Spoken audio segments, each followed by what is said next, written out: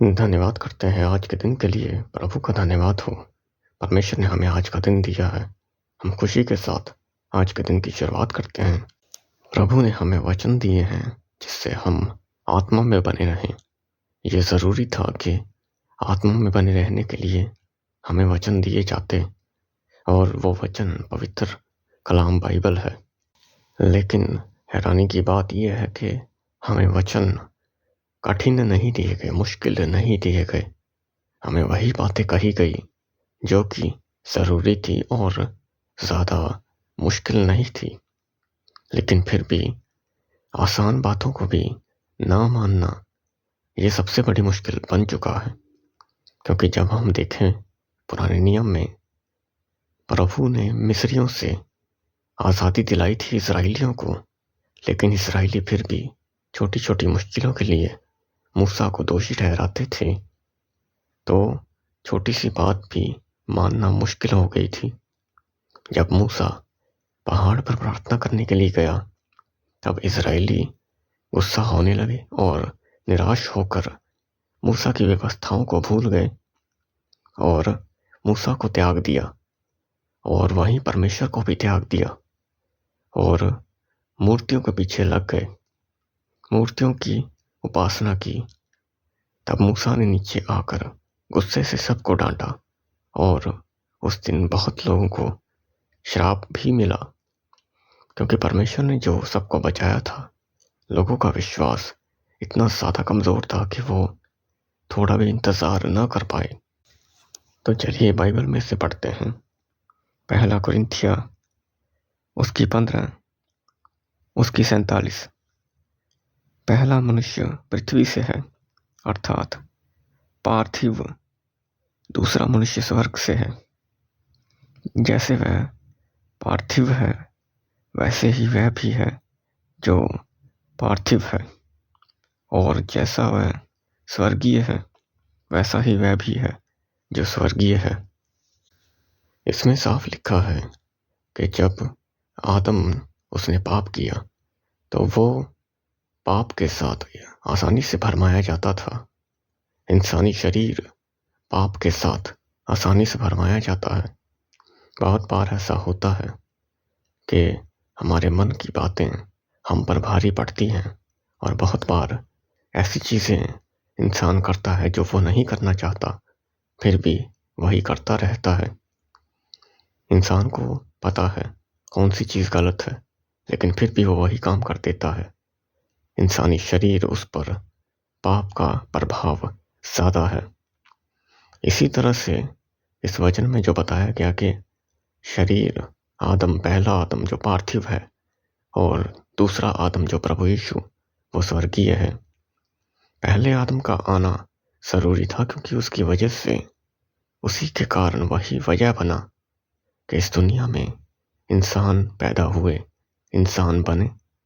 लेकिन इंसान और इंसानी शरीर कमज़ोर है आत्मा के विषय में, तो ये ज़रूरी बन गया कि जो स्वर्गीय है उसका आना ज़रूरी हो, और उसके वचन हमारे मन में ज़रूरी हो, ताकि हम जो पार्थिव है स्वर्गीय चीज़ों की ओर भी ध्यान लगा पाएं।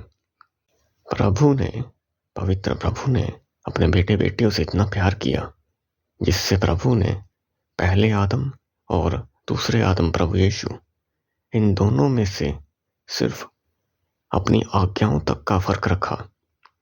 क्योंकि पहला आदम जब पैदा हुआ, तब उसके बाद कितना कुछ हुआ, कितने लोग आए, कितने लोग चले गए। बाइबल में ये भी लिखा है कि बहुत से लोग चाहते थे कि उद्धार को देखें, लेकिन धन्य है तुम्हारी आंखें जो देखती हैं।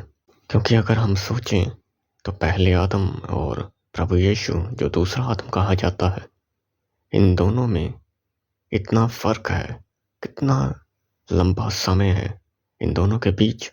लेकिन फिर भी दूसरे आदम तक का सफ़र हमें प्रभु की ओर जोड़ना है, आत्मा की ओर जोड़ना है। और जो आज्ञा प्रभु ने दी वो इतनी कठिन नहीं थी। पहला आदम पाप में चला गया, और आगे इस दुनिया में पाप चलता रहा। लेकिन सब कुछ खत्म करने के लिए दूसरे आदम ने हमें मुश्किल आज्ञाएं नहीं दी। इसी मुश्किल में शास्त्री फरीसी भी पड़े हुए थे।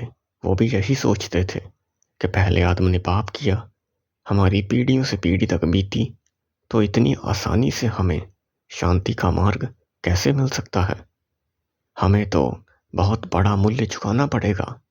वो यही सोचते थे, क्योंकि पहले आदम से और प्रभु यीशु मसीह में से इतना बड़ा गैप था, इतना बड़ा फासला था।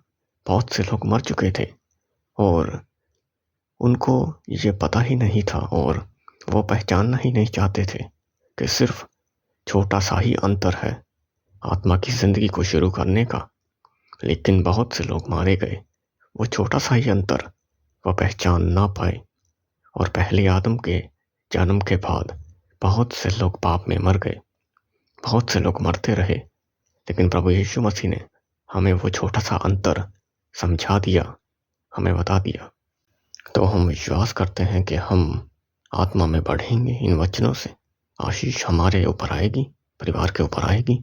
हालेलुया। अपनी आंखों को बंद करें, अपने एक हाथ को अपने सिर पर रखें। सर्वशक्तिमान खुदा के नाम से हर एक शैतान का प्रभाव यीशु के नाम से जाता रहे, प्रभु के फायर से जाता रहे, प्रभु के आत्मा से होकर जाता रहे। प्रभु का आत्मा हम अपने जीवन के ऊपर मांगते हैं और हर एक शैतानी प्रभाव, शैतानी आत्मा, शैतानी बंधन, दुष्ट आत्मा के बंधन, जादू टोने के बंधन प्रभु के फायर से जाते रहें, प्रभु के फायर से जाते रहें। प्रभु का फायर हर एक मेंटली प्रॉब्लम को खत्म करे, प्रभु का फायर हर एक मेंटली ट्रबल को खत्म करे। प्रभु का आत्मा सहायता करे। जो भी परेशान है, जो भी तंग है, जो भी मुश्किल में है, प्रभु का आत्मा आपके ऊपर आए और हर एक ट्रबल, हर एक टेंशन को खत्म करे। सर्वशक्तिमान खुदा के नाम से जितने लोग परेशान हैं, प्रभु आपकी परेशानी को खत्म करे। प्रभु का आत्मा आए और हर एक मुश्किल को निकाले आपके जीवन से। अपनी आंखों को बंद करते हुए, अपने एक हाथ को अपने सर पर रखते हुए प्रभु के आत्मा को रिसीव करें। प्रभु का आत्मा टच करे, आपके दिमाग को छुए, आपके शरीर को छुए, आपकी हेल्थ को छुए, टच करे और आजाद करे। प्रभु का धन्यवाद करते हैं आज के दिन के लिए। प्रभु ने हमें सामर्थ दी, प्रभु ने हमें आज़ादी दी हर एक मुश्किल से, प्रभु ने हमें समझने की शक्ति दी। हम विश्वास करते आने वाले दिन हमारी आशीष के दिन है और हम प्रभु के नाम से आशीष पाएंगे। प्रभु का धन्यवाद हो। अपनी आंखों को बंद करते हुए यीशु के नाम से हम अपने आप को, अपने परिवार को प्रभु यीशु तेरे पवित्र हाथों में देते हैं और सब कुछ तेरे पवित्र नाम से मांग कर कहते हैं, आमीन।